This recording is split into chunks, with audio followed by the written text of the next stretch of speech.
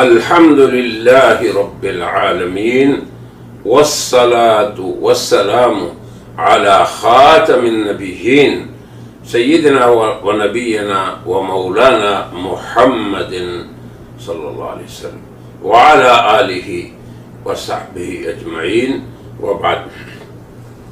اعوذ باللہ من الشیطان الرجیم. بسم اللہ الرحمن الرحیم. ان الذين يلحدون في آياتنا لا يخفون علينا.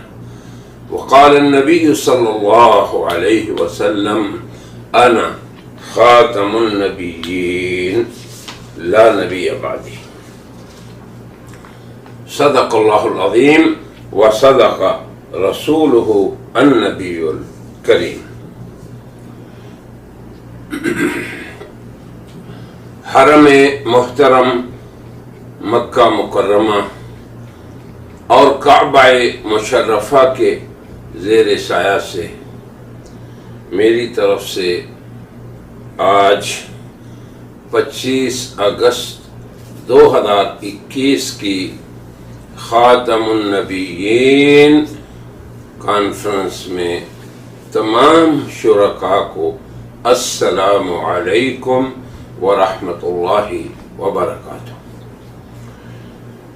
میرے مکرمین علماء کرام،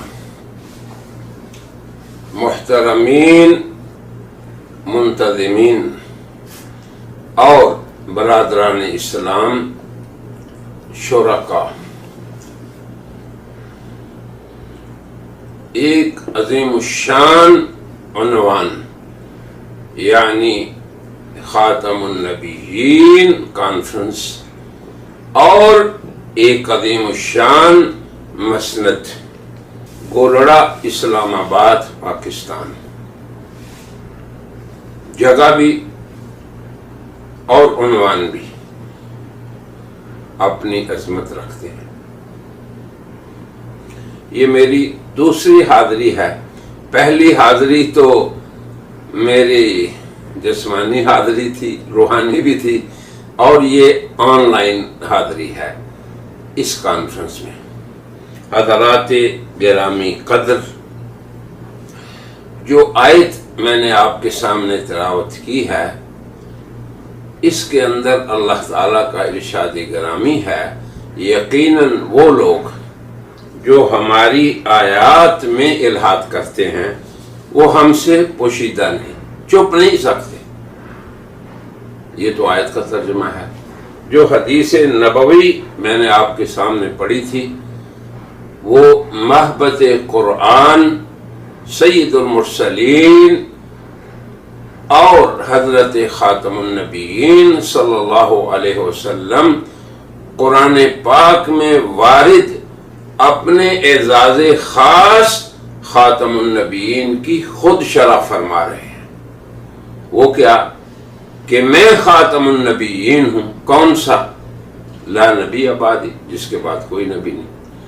تو اب میری گفتگو آج یہ ہوگی کہ ہمارا دین جسے خاتم الادیان اور وہ شریعت جسے اللہ پاک نے وضع فرمایا، خود شرع لکم من الدین ما وصى به نوحا، خطاب ہے حضرت خاتم النبیین اور ان کی پوری امت کو، بلکہ پوری انسانیت کو، کہ اللہ تعالی نے حضرت خاتم النبیین پر آپ سب کے لیے وہ شریعت وضع فرمائی جو خاتم الشرائع ہے.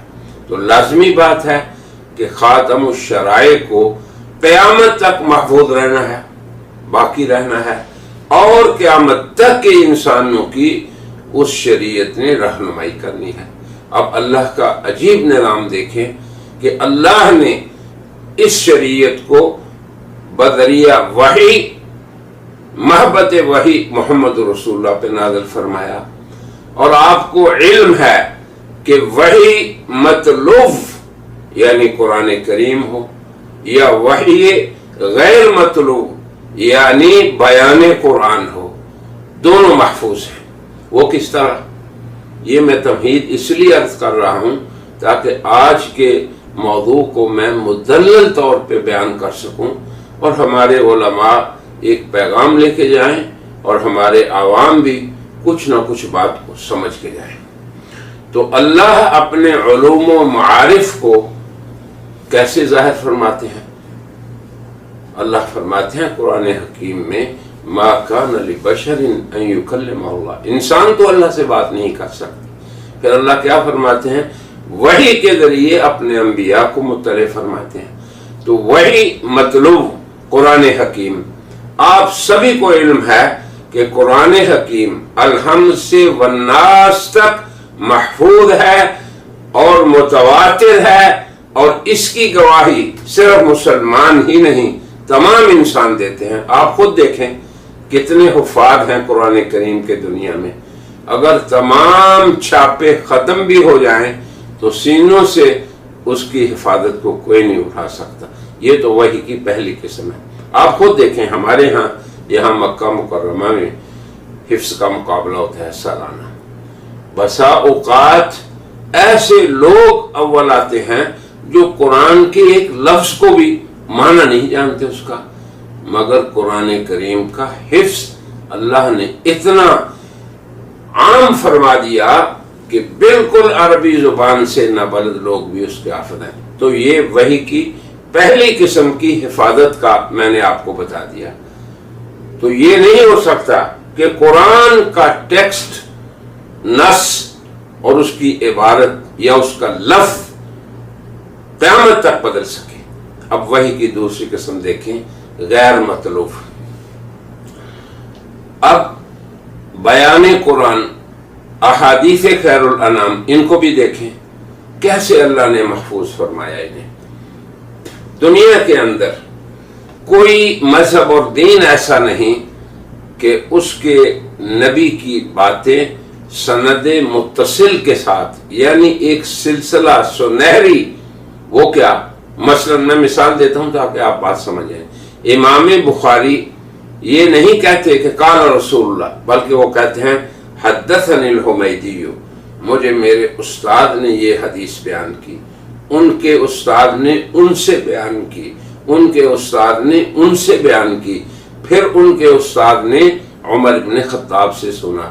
وہ کہتے ہیں کہ رسول اللہ صلی اللہ علیہ وسلم نے فرمایا انما الاعمال بالنیات۔ یہ میں نے ایک مثال دی ہے۔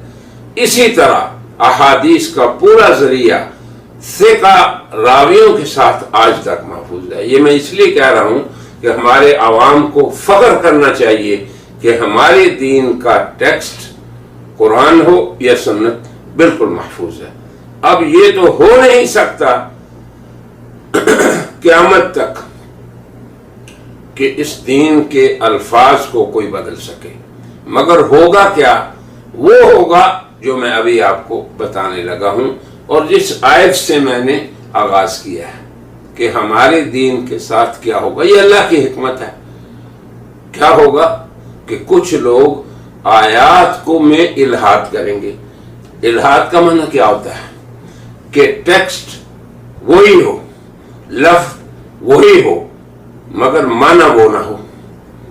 جیسے کہ الہاد سے پہلے ایمان کو آپ سمجھیں، بڑی فائدے کی بات ہوگی۔ ایمان یہ ہے کہ نؤمن باللہ، کہ ہم اللہ کو مانتے ہیں، وما جاء عن اللہ، اور جو اللہ سے آئے اسے بھی مانتے ہیں۔ کیسے مانتے ہیں؟ علی مراد اللہ، اللہ کی مراد پر۔ یہ ہے اللہ پر ایمان۔ اور جناب رسول اللہ پر ایمان کیا ہے؟ نؤمن بالرسول اللہ، ہم اللہ کے رسول کو مانتے ہیں، وما جاء عن رسول اللہ، اور جو رسول اللہ سے آیا اسے بھی مانتے ہیں۔ اور کیسے مانتے ہیں؟ علی مراد رسول اللہ، جو رسول اللہ کی مراد ہے۔ تو ایمان یہ ہے کہ الفاظ وحی کے یعنی قرآن کے ہوں، یا الفاظ حدیث کے ہوں، بیان قرآن کے ہوں، ان کو اللہ اور رسول کی مراد پہ مانا جائے۔ یہ ہے ایمان۔ الہاد کیا ہے؟ الہاد یہ ہے کہ لوگ یہ کہیں کہ ہم جی مانتے ہیں قرآن کو، یعنی ٹیکس اس کا وہی رہے. ہم جی مانتے ہیں حدیث کو، ٹیکس وہی رہے، بخاری، مسلم، ابو داؤد، ترمذی، وہی جو مسلمان مانتے ہیں، مگر ان میں مراد اپنی ڈالی جائے. تو میرے محترمین و مکرمین، اس دنیا میں سمجھ لیں انسانوں کی 3 قسمیں ہیں. ایک وہ ہے جو مانتے ہی نہیں، نہ اللہ کو نہ رسول کو، جانتے نہیں نہ قرآن کو نہ حدیث کو. ان کو آپ ایک طرف رکھ دیں، چھوڑ دیں ان کو. دوسرے وہ لوگ ہیں جو کیا کرتے ہیں، مانتے ہیں یہ اللہ کا کلام ہے، یہ رسول اللہ کا کلام ہے، یہ احادیث ہیں، یہ جناب علی قرآن پاک ہے، مگر اس اقرار کے ساتھ ساتھ اس کی مراد انہیں تسلیم نہیں. یہ انتہائی خطرناک لوگ ہیں، یہ اہل الحاد ہیں. تیسرے لوگ کیا ہیں کہ ہمیں کلام بھی منظور ہے اور اس کی مراد بھی منظور ہے. یہ ہے میرے حضرات کرام ہم اور آپ لوگ جو اہل ایمان ہیں. تو اتنی بات آپ یاد رکھیں. اب اہل الحاد، اس کا خطرہ کتنا ہے یہ آپ بات سمجھیں کہ اہل کفر جو بیچارے جن تک ہماری کمزوری کی وجہ سے دعوت نہیں پہنچی یا ان کی قسمت کی وجہ سے ہدایت نہیں ملی، وہ کوئی اتنے زیادہ خطرناک نہیں ہے، نہ امت کے لیے نہ ان کے دین کے لیے، کیونکہ وہ کچھ کر ہی نہیں سکتے، نہ الفاظ کو جانتے ہیں نہ ان کے معنی میں ترمیم کر سکتے ہیں. ہاں ان کے بارے میں ہم سے تو پوچھ ہو سکتی ہے کہ ہم نے انہیں تبلیغ کیوں نہیں کی. یہ بھی لمحہ فکری ہے امت کے علماء کے لیے اور امت کے عوام کے لیے، جس طرف میں توجہ دلانا چاہتا ہوں. دوسری قسم ان لوگوں کی ہے جو بات تو آسمان کے نام پہ کرتے ہیں مگر بات زمین کی کرتے ہیں، بات تو وہ اللہ کے نام پہ کرتے ہیں مگر مراد اپنی ڈالتے ہیں، بات تو وہ رسول اللہ کے نام پہ کرتے ہیں مگر مراد اپنی ڈالتے ہیں. یہ ہے اہل الحاد. قرآن حکیم میں اللہ نے فرمایا جو لوگ ہماری آیات میں الحاد کرتے ہیں، آگے یہ نہیں فرمایا کہ وہ جہنم میں جائیں گے، یہ نہیں، بلکہ اس سے سخت وعید ہے کیونکہ یہ زیادہ خطرناک ہے. فرمایا کہ وہ ہم سے چھپ نہیں سکتے. چیلنج کیا اللہ نے ان کو کہ بعد آ جاؤ اس چیز سے. اب گزارش یہ ہے کہ الحاد کیسے ہوتا ہے، دین کے نام پہ کفر کی بات کی جائے، قرآن کے نام پہ اپنی مراد ڈالی جائے، حدیث کے نام پہ اپنی مراد ڈالی جائے. میں اس کی مثال دیتا ہوں. یہ جو خاتم النبیین کانفرنس ہو رہی ہے آج ایوان مہر علی میں، اور جسے ہمارے انتہائی واجب الاحترام پیر صاحب اور اس خانقاہ کے ذمہ دار حضرت پیر مہر فرید الحق گیلانی صاحب جس کا انتظام فرما رہے ہیں، میرے حضرات یہ جگہ بڑی ہی عظیم جگہ ہے. اس جگہ پہ اس امت کے قابل فخر ایک ایسی شخصیت پیدا ہوئی جس نے اہل الحاد کا کلا کما کر دیا. پہلے آپ مثال سمجھیں، پھر یہ سمجھیں کہ پیر مہر علی شاہ صاحب نے کیسے اہل الحاد کا مقابلہ کیا. یہی دونوں چیزیں میں سمجھتا ہوں کہ آج کی اس کانفرنس کا لب ہیں، مغز ہیں. اگر آپ سمجھ گئے تو یقین کیجئے کہ آپ بہت ہی قیمتی جوہر کے ساتھ واپس گئے. الحاد کی مثال دیکھیں. آپ نے خاتم النبیین کانفرنس اس عنوان سے کرائی. اب لفظ خاتم النبیین یہ قرآن حکیم کا لفظ ہے. اللہ فرماتے ہیں کہ حضرت محمد صلی اللہ علیہ وسلم تمہارے مردوں میں سے کسی کے باپ نہیں.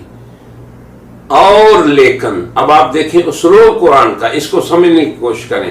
اگر اس آیت کو آپ سمجھ گئے تو اہل الحاد اور ان کی الحادی کوشش اور اس کے جواب کو بھی آپ سمجھ جائیں گے. اور ہیں لیکن اللہ کے رسول اور خاتم النبیین، یہ آیت ہے خاتم النبیین، یہ نص ہے قرآن کی. اب آپ سمجھیں کہ اس آیت میں یہ کیوں کہا کہ محمد کسی مردوں کے کسی کے باپ نہیں. اس لیے کہ یہ قرآن کی ایک تان کا جواب ہے۔ وہ کیا کہ حضرت زید کی بیوی حضرت زینب،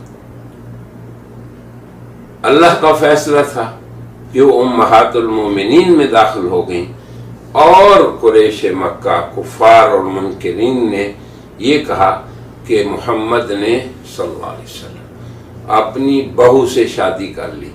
اس کا جواب کیا ہے؟ یہ پہلا جملہ جو ہے ما کان محمد ابا احد من رجالکم، کہ حضرت محمد تو تمہارے مردوں میں سے کسی کے باپ نہیں۔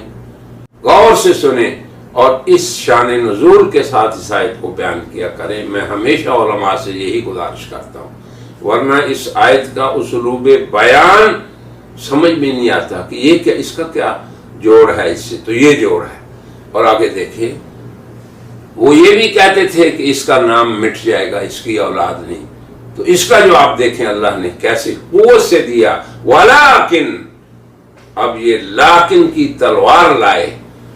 یہ نہ سمجھو کہ اس کا نام مٹ جائے گا کہ اس کی اولاد نرینہ نہیں، لیکن یہ ہے اللہ کے رسول، تو یہ تمہارا گمان بالکل ایسا گمان ہے جس کی کوئی حقیقت نہیں۔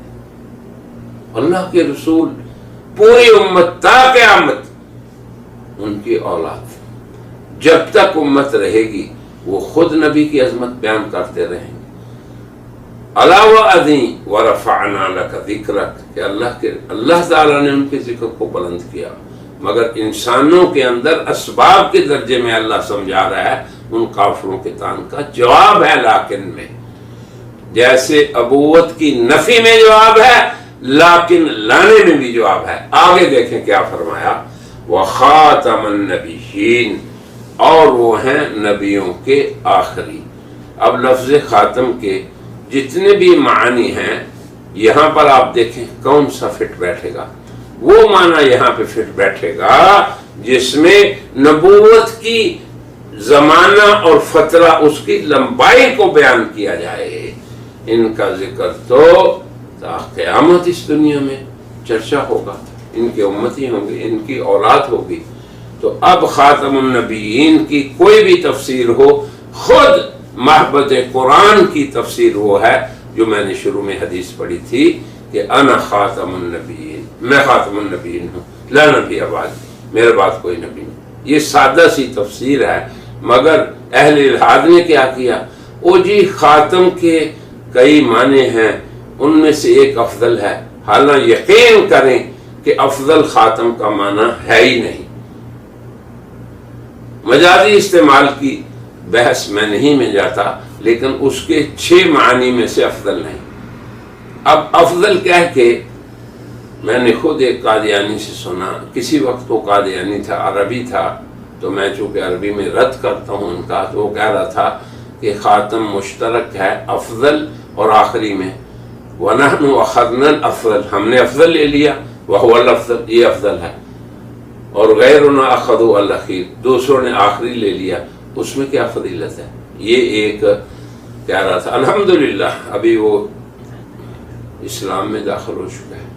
تو اس آیت کے اندر تعویل ان کی یہ ہے کہ آپ کی افضلیت بتاؤ جی، جبکہ امت مسلمہ کا ایمان یہ ہے آیت میثاق کے مطابق کہ آپ آخری بھی ہیں اور افضل بھی ہیں۔ جس نے آخریت کا انکار کیا وہ بھی دار اسلام سے خارج، جس نے افضلیت کا انکار کیا وہ بھی دار اسلام سے خارج۔ یہ امت کا متفقہ فیصلہ ہے۔ اس میں روز اول سے صحابہ کے دور سے آج تک اور تا قیامت اختلاف نہیں۔ اہل الحاد یہ کہتے ہیں کہ نہیں جی یہ معنی ہے، لہذا اہل الحاد زیادہ خطرناک ہوئے اسلام کے لیے یا اہل کفر جو مانتے نہیں۔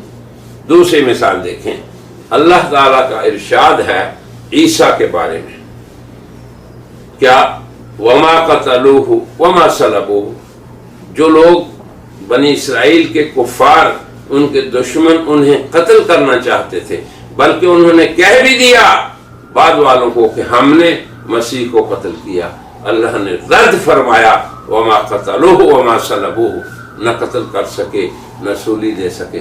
پھر کیا ہوا؟ یہاں بھی تلوار ہے، بل یہ بل کی تلوار آئی کہ بلکہ یہ ہوا رفعہ اللہ الیہ، اللہ نے انہیں اپنی طرف اٹھا لیا، تو اللہ نے ان کا رفع فرما لیا۔ یہ صاف معنی ہے کہ جو قتل نہیں ہوا، جو سلب نہیں ہوا، وہ انسان ہوتا ہے، اور وہ انسان کون ہے؟ جن کا نام قرآن میں آیا۔ کہاں آیا؟ انا قتلنا المسیح ابن مریم، کہ کفار بنی اسرائیل نے کہا کہ ہم نے مسیح ابن مریم کو قتل کیا۔ اللہ نے کہا وہ قتل نہیں ہوا۔ اہل کفر نے دعوی قتل کیا، رب تعالی نے قتل اور صلب کی نفی کی اور اس بات کیا ان کے رفع کا۔ اب آپ خود دیکھیں کہ رفع کس کا ہوگا؟ اس جسم کا، اس شخص کا، اس جسم و روح سے مرکب انسان کا، جس کو نہ انہوں نے قتل کیا نہ سوری چڑھا۔ کتنی صاف بات ہے، مگر وہ کہتے ہیں نہیں جی اللہ نے ان کے درجات اٹھا لیے۔ یہ میں نے 2 مثالیں صرف آپ کو دی ہیں اہل الحاد کے الحاد کی، مگر میری گزارش آپ سے یہ ہے کہ آج کی اس مجلس میں آپ پیر مہر علی شاہ صاحب کی مسند میں تشریف لائے ہیں، یہاں سے وہ طریقہ سیکھ جائیں تاکہ میں انہی کے حوالے سے بات کروں کہ اہل الحاد کے لیے ہمیں کیا کرنا ہے۔ تو قرآن حکیم کے نہ الفاظ میں تبدیلی ہو سکے گی، نہ احادیث کے اندر تبدیلی ہو سکے گی، تو ٹیکسٹ جو ہے ہماری شریعت کا اسی طرح رہے گا۔ جو ہوگا وہ ہے جو اللہ نے فرمایا کہ لوگ الحاد کریں گے۔ اب یہ بھی اللہ کی حکمت ہے، اللہ چاہے تو شیطان کو ہی پیدا نہ کرتے، لیکن رحمان نے یہ آزمائش کی دنیا بنائی ہے۔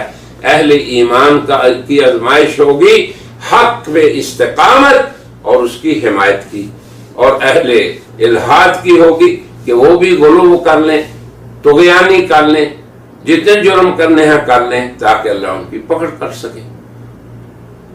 تو یہ حکمت ہے۔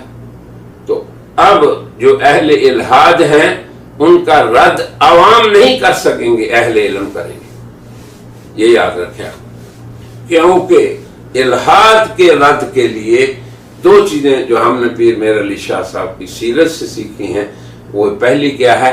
وحدت امت۔ اس کی میں آپ کو ایک مثال دیتا ہوں کہ پیر صاحب نے جب مکہ مکرمہ سے واپس تشریف لے گئے تو اس الحادی فتنے کا مقابلہ کیا۔ الحمدللہ ان کی تاریخ ہے، کتابیں ہیں، میں صرف آپ کو اس بات کی وضاحت کر کے آپ کو سمجھاتا ہوں۔ وہ یہ کہ اسی زمانے میں مولانا ابراہیم میر نے شہادت القرآن ایک کتاب ہے جو لکھی حضرت عیسیٰ کے رفع کے بارے میں، ان کی حیات کے بارے میں، اور رد لکھا منکرین حیات عیسیٰ کا۔ اب اس کا مقدمہ جو میرے پاس کتاب ہے ایک ہی شخص نے لکھا، ایک بندے نے، یہ اہل حدیثوں کے بہت بڑے عالم تھے، اور اس کا مقدمہ پیر مہر علی شاہ صاحب کا ہے۔ وحدت کی وہ مثال جو حضرت پیر مہر علی شاہ صاحب نے قائم کی۔ اور دوسرا کیا؟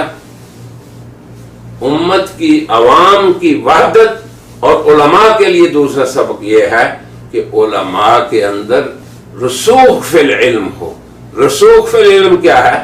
کہ آپ اہل الحاد کے الحاد کو سمجھ سکیں اور پھر ان کے جواب کو بھی سمجھ سکیں، پھر قرآن حکیم کی جو نص ہے اس کی تفسیر کو بھی فہم سلف صالحین کی روشنی میں بیان کر سکیں۔ یہ 3 چیزیں ضروری ہیں۔ اب آپ بتائیں یہ عوام کا کام ہے؟ اے علماء کرام، یہ آپ کا وظیفہ منصبی ہے، رسوخ فی العلم۔ اب میں آپ کو اس کی مثال دیتا ہوں۔ میرے درس میں یہ ہمارے مکہ مکرمہ میں جو ہوتا ہے، ایک دفعہ یہ ہمارے عبدالحمید چشتی صاحب حفظہ اللہ تشریف رکھتے تھے، تو میں اسی موضوع پہ بات کر رہا تھا کہ اہل الحاد کا جو رد ہے انہوں نے بہت لمبی محنتیں کی ہیں، کوئی شعبہ نہیں چھوڑا جس میں الحاد نہیں کیا۔ تو میں اپنے ساتھیوں کو بتا رہا تھا کہ کیا شیطان اور ابلیس جس کا لمبا تجربہ ہے دنیا کو گمراہ کرنے کا، وہ خود آ کے سکھاتا ہے ان کو، تو مجھے اپنے مولانا عبدالحمید نے کہا کہ حضرت پیر میر علی شاہ صاحب نے سیف چشتیائی میں اس کا جواب لکھا ہے کہ انسان جب گمراہ ہوتا ہے شیطان کے اغوا سے تو وہ شروع میں تو یہی ہوتا ہے کہ شیطان اسے لگاتا ہے اس راستے میں، الہادی راستے میں، پھر جب وہ اس راستے میں نکل پڑتا ہے تو اشرف المخلوقات ہونے کے ناطے وہ شیطان سے بھی آگے نکل جاتا ہے۔ تو حضرات گرامی قدر، اے علماء کرام اور اے مسلمان عوام، میری اپیل ہے آپ حضرات سے، ایک تو امت میں وحدت پیدا کریں، یہی سبق ہے آپ کے پیر صاحب کا جو اس مسند کے ہمارے اکابر میں سے تھے، اور دوسرا کیا کریں، اے علماء کرام علم میں رسوخ پیدا کریں۔ سب سے پہلے کتاب و سنت کو ان علوم کی روشنی میں پڑھیں۔ سیوطی رحمہ اللہ نے اتقان میں 15 علوم لکھے ہیں کہ جن کے لیے ضروری ہے کہ جو لوگ قرآن کریم میں خوض کریں وہ ان علوم کے ماہر ہوں۔ اور آخری علم ہے موہبہ، اللہ کی طرف سے لینے کا۔ یاد رکھیں اللہ سے لینے کا ایک راستہ بند ہے اور وہ وہی ہے، اس کے علاوہ سب راستے کھلے ہیں۔ جب آپ اہل الہاد کے مغالطات دیکھیں گے تو اللہ تبارک و تعالی آپ کو ان کے جوابات الہام فرمائیں گے، شرط یہ ہے کہ آپ اللہ سے لینے والے ہوں۔ اس لیے میری گزارش آپ سے یہ ہے کہ آپ علم میں رسوخ پیدا کریں، یہ علماء سے گزارش ہے، اور عوام سے کہ اپنی صفوں میں وحدت پیدا کریں۔ اور یہی درس ہے اور یہی نصیحت ہے پیر میر علی شاہ صاحب کی، اور یہی قرآن و سنت کا نچوڑ بھی ہے۔ وَاعْتَصِمُوا بِحَبْلِ اللَّهِ جَمِيعًا، کہ تم اللہ کی رسی کو ایک امت بن کے تھام لو، اور پھر قرآن و سنت کے اندر وہ نہ کہو جو تمہاری احوا اور خواہشات کہیں، یا اپنے باطل نظریات کے لیے قرآن حکیم کو اہل الہاد استعمال کرتے ہیں۔